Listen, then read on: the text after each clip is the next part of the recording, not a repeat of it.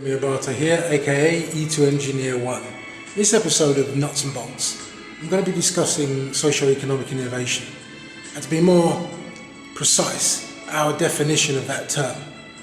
Obviously, socio-economic innovation is a broad subject area.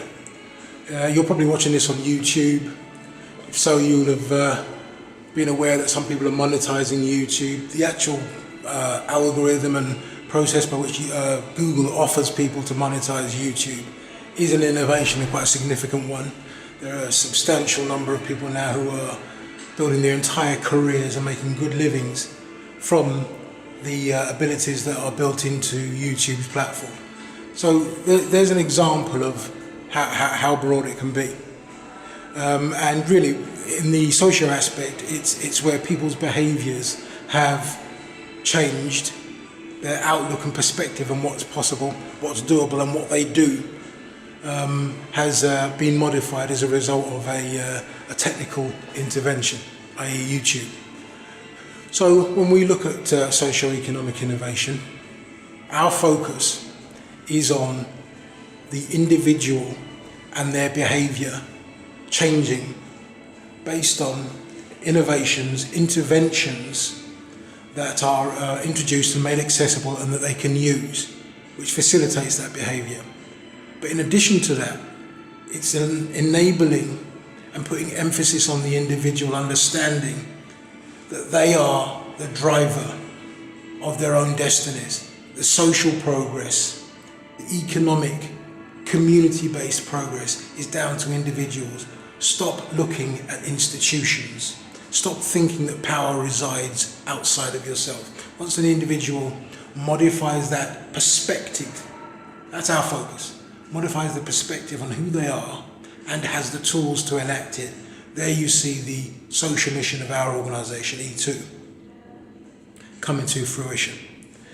Now clearly, obviously, to make that a reality, you must then introduce the interventions that enable that individual who's taking that perspective to be able to act on it.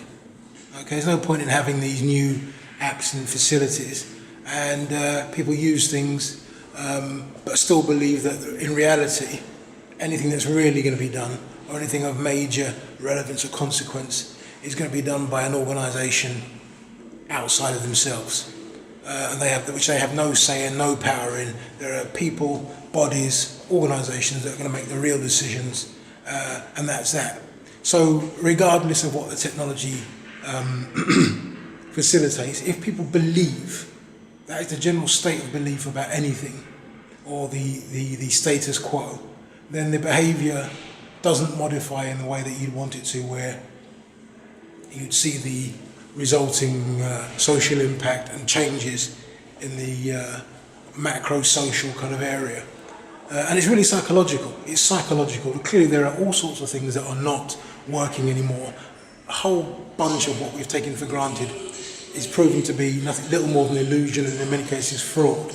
So socio-economic innovation is us perfecting, our definition is us perfecting the means by which we deliver actionable solutions, plug in and play solutions for economic impact, i.e. putting money in the pockets of people and organisations, enabling communication between groups so they can understand who and how to interact and communicate and collaborate.